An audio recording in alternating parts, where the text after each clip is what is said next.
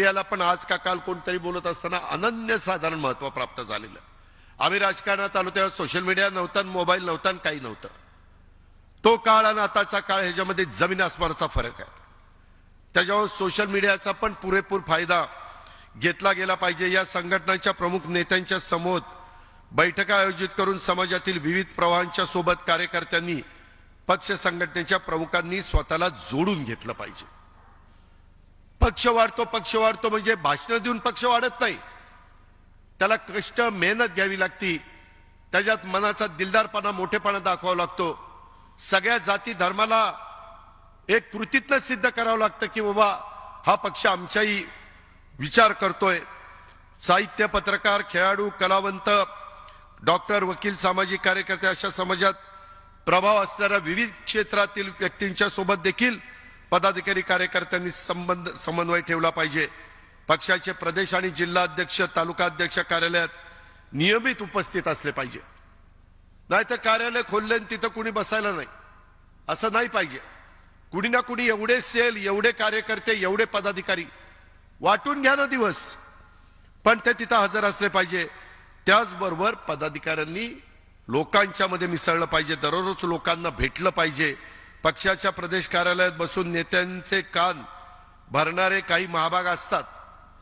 दादा ही लय असं करत होता, हे लयच तसं करत होता, माग तुमचं लयच वाईट बोलत होता. अरे तुला काय घेणे देणे, तू तुझं कर ना.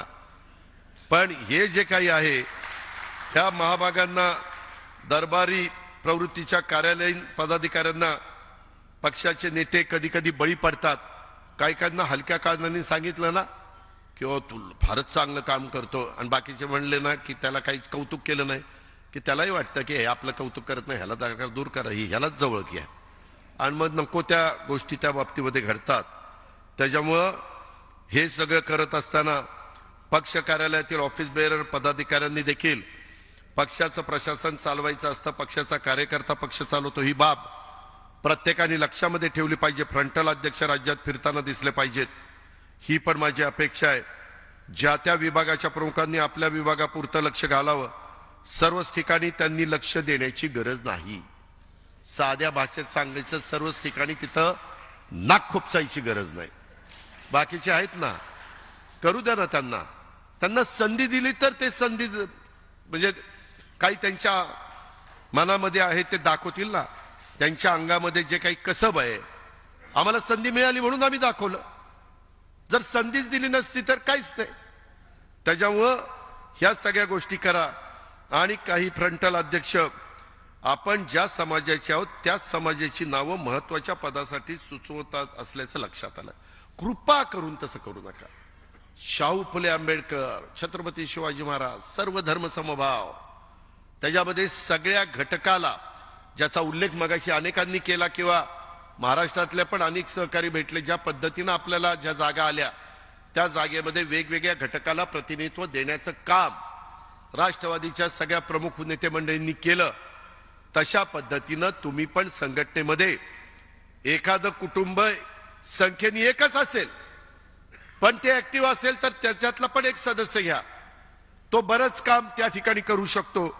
आणि ह्या पद्धतीनं आपण केलं पाहिजे. जबाबदार अधिक पदाधिकाऱ्यांनी सर्व समावेशकच असलं पाहिजे. पक्षांतर्गत जातीवाद आणि विशिष्ट हेतू ठेवून केलेलं लॉबिंग अजिबात खपवून घेतलं जाणार नाही. ह्याही गोष्टीची नोंद आपण सगळ्यांनी ह्या निमित्तानं घ्यावी.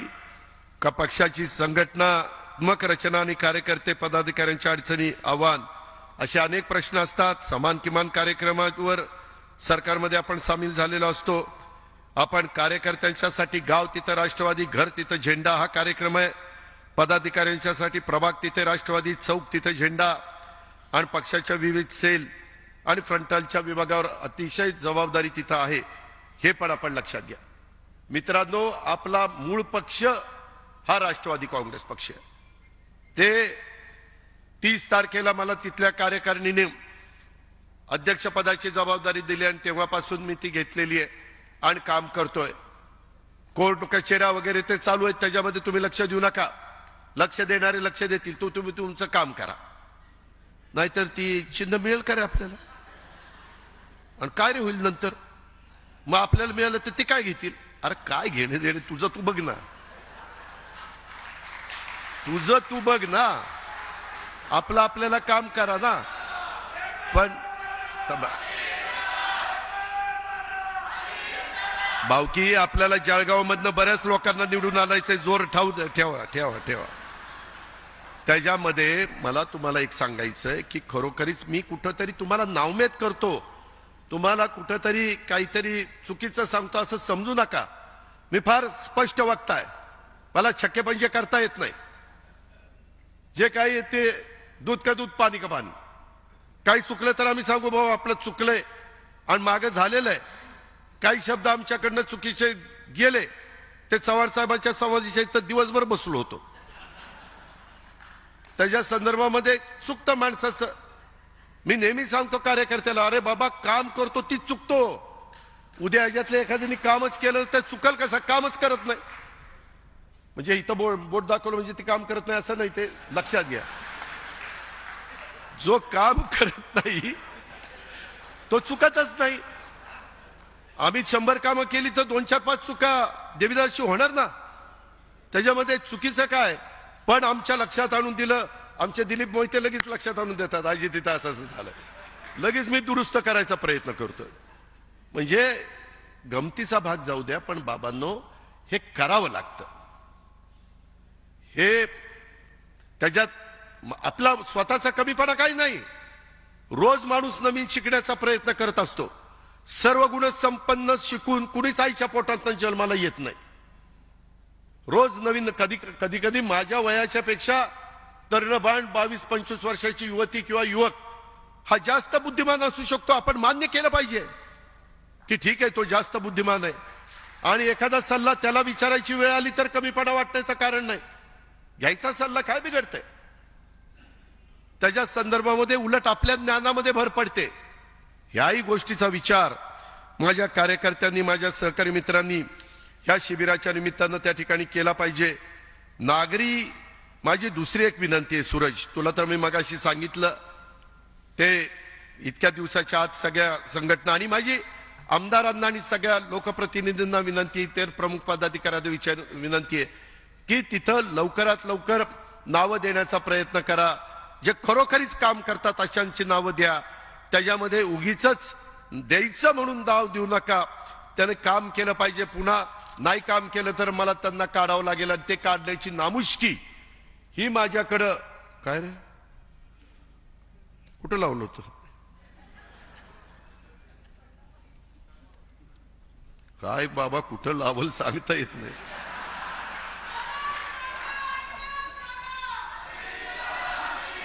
तर मित्रांनो, तुझा तालुका कुठला रे, तालुका सांग. तालुका त्याच्याकडे बूथ झालाय का बघितलं पाहिजे, बूथ कमिटी झाली का बघितलं. मी सांगतो, जे सर्वात जास्त बीएमबीच्या देठापासून ओरडतात ना, समजावं ह्याचं नुसतं मोकळं एक मागचं काही नाही त्याचं, पण आपला आवाजाने नेत्याला कळावं. ती गाडीचं दार उघडतो, बस चला चला, की समजावं ह्याचं काय रे नाही. गावात ह्याला कुत्र विचारत नाही ही माणूस आहे. शपथ गळ्याच्या खोटं बोलत नाही. मी नेहमी कार्यकर्त्यांना सांग, अरे तुझं नाही म्हणत, तू बस खाली. त्याच्यामध्ये आपल्याला मी सांगतो, बरेच नेते आम्ही राष्ट्रीय नेते असतो आणि स्वतःचं गाव आमचं नसतं, सरपंच वेगळाच असतो आमचा. असं पण नसावं. आपला वॉर्ड आपल्या बरोबर असला पाहिजे, आपलं गाव आपल्या बरोबर असलं पाहिजे, तर आपल्याला किंमत राहते, तर आपल्याला समाज मानतो. ही गोष्ट लक्षात ठेवा बाबांनो. काही काही गोष्टी नाही पटल्या तरी त्या पटवून घ्याव्या लागतात, त्या अंगवळणी पाडाव्या लागतात. आणि म्हणून माझी तुम्हाला विनंती आहे की या सगळ्याच्या बाबतीमध्ये मला प्रशांतला पण सांगायचं, प्रशांत कदमला आणि संग्राम कोतेला सांगायचंय की तू मागे युवकचा अध्यक्ष काम केलं, विद्यार्थी संघटनेचं काम केलंय, ज्याच्यामध्ये उमेशने काम केलंय, त्या संदर्भामध्ये तुम्हाला अनुभव आहे. तुम्ही थोडस प्रशांतला गाईड करा, प्रशांतनी पण यांचा ऐका. आणि विद्यार्थी संघटनेमध्ये, कारण काय झालंय, आता सगळ्यात तरुण देशामध्ये आपला तरुण वर्ग आहे, जगात सगळ्यात जास्त तरुण वर्ग आपल्याकडे आहे.